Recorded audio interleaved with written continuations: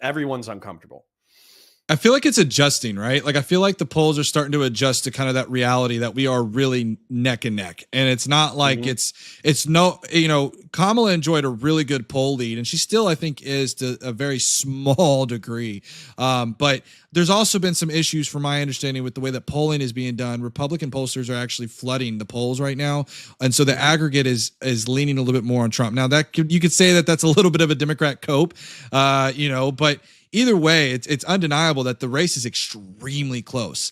And I will tell you, as you said, you were on Twitter and you're kind of like, I feel like I'm doom scrolling all day because all I'm seeing is like the most dumb takes from MAGA, and I'm screaming and I'm like, why are we doing this? But of course, the problem is, and I understand this, is that I'm on Twitter. I'm Twitter brained. Okay. I understand that the normie out there is watching Fox News. They're out there watching, MSNBC. And on that note of Fox News, what did you think about the Kamala Harris Fox News interview / debate? I liked it a lot. And the reason why I liked it, so nobody has to think that Kamala did like a particularly great job. But what I did like about it is I liked seeing her get pressed. And the reason why is because Trump and Vance, they complained about like bias moderation during the debates. They complained about like bias reporters always dogging them and all that kind of stuff. There could not have been a more biased way for Brett Baier to phrase his questions. And yet Kamala, she did get a little pissed off at, a point, admittedly, but she was taking it. She wasn't falling for traps. And then she was giving it back a little bit. And so I think that if you hate Kamala, you hate Kamala. It is what it is. Right. But I think that if you wanted to see that the Democratic candidate was younger, able to think on their feet, didn't fall for bait, then that was demonstrated through that conversation. I also feel like and Ty, feel free to jump in here at any point. I feel like one of the things for me when I watched that Kamala Harris interview, it was abundantly clear to me that was not a interview, or I'll call it a debate, to try to persuade the Fox News audience to her. The idea is exactly like you said, show how strong she was under pressure. It was also to try, and I think there's some other things you can read between the lines here, was that she was trying to unveil some of Trump's lies. And I think there was many points where I think that even if she gained 1 or 2 voters, then that's great. But like you said, it wasn't that she was going in there to persuade. That wasn't the goal. It was to show how strong she is.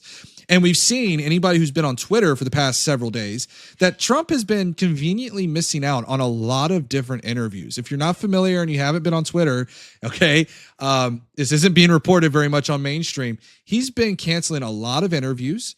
He has shown that he is falling asleep at roundtables, and they all conveniently take place later on in the day after he has done several interviews, several roundtables. And I think the contrast is growing bigger and bigger and bigger as we get closer.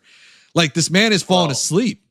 But I'm a fan of this because I was one of the people who I will admit to being biased in a political direction, but I'm upfront with my bias, which is, here are the reasons why I'm thinking the way that I'm thinking. This is why I'm pushing for this candidate. These are the reasons, etc. But one of the things that I think should have been capitalized on, perhaps even more aggressively by the Harris campaign, was there was a lot of heat coming Joe Biden's way for being old, senile, loose-lipped, weird interviews, weird press conferences, all that kind of stuff. And the Republicans were pressing hard, like, this dude's too old, he can't do it. And I think that the Kamala campaign could have pressed that harder with Trump, but they just haven't capitalized on it as much as they could have. Example before I shut up is the debate. Like, the debate was, there's a reason why that Trump did not ask for multiple debates with Kamala versus asking for multiple debates with Biden. Right. Exactly. I think it's so interesting to me too. And you talked about this exhaustion. Did you see that rally where he ended up standing there for 30 minutes on a stage? That was the most awkward performance I've ever seen. The man was dancing a YMCA, which, by the way, was a very interesting choice because it felt like his liberalism was coming out there. And I'm like, wait a minute. This is the gay song, right? I was like, wait a minute, wait, is he going to come out now with like a pride flag on stage or something? Like, Ace wait a for minute, Trump. right? It's just like, wait a minute, is Milo going to pop out of somewhere? But no, but see, this is the thing, is that there are so many of these little moments of like Trump getting a little awkward with the comedy podcast that he was on, or like you said, Trump falling asleep at a round table, or Trump being awkward dancing at a rally or something like that. And so there's so many awkward moments like that, but we've had awkward moments like that for 10 years now. And so what happens is you hit a weird moment, you move on, hit a weird moment, move on, hit a weird moment, move on. And so what happens is by the time that you're still talking shit about something that happened, 3 weeks ago, there's already three new things that you're trying to catch on to. Right. It's just like FEMA. This topic, I discovered this and I tweeted about this because no one is covering the update. There was a lot of hubbub about the $750, and then literally the next day, boom, things change, and it's no longer about FEMA. It's like we went great, we got our news cycle in, we're done. Nobody followed up, and the follow up for anyone who has not seen this update, FEMA has doled out in just 2 weeks. Okay, this hurricane didn't take place, but only a couple of weeks ago. They have doled out $100 million aside from the individual assistance. This is actually for home repairs. I think $82 million was for home repairs, but nobody's covering it because Donald Trump decided to go on a stage and sing YMCA, and then decided to go yesterday, his mic cut out, and he threatened to sue the microphone company on stage. Like, he's becoming like, dude, so, you're trying to like actually latch onto these things. I would not try, because you're trying to be like, oh, hey, this thing happened and it's stupid and we should like point it out. And it's like, dude, if I got this upset at every single thing that happened in this campaign cycle, I would be like Donald Trump.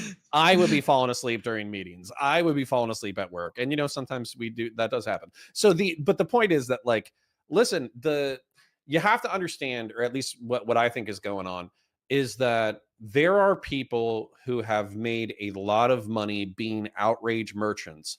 And so what they need to do is they need to get into the situation, tweet a bunch of wild shit, get all their engagement up, both from a hate perspective and a love perspective, and then keep it moving.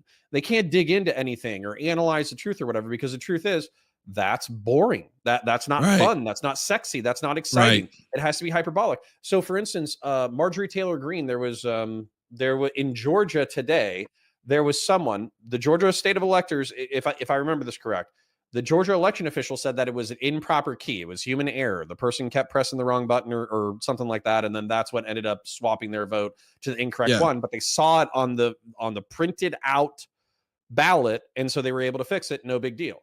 Well, MTG is saying, oh, these are Dominion machines. We're getting ready for another steal. And it's like, dude, what's going to happen is that is going to pump up the furor, but then 72 hours, everybody's going to forget. So you still have the emotional energy, but you don't have the facts behind the emotional energy. And this has happened time and time again, right? Is that MAGA will come out, they will make some outlandish claim, and then by the time it's fact checked, it's already too late, right? Mm-hmm.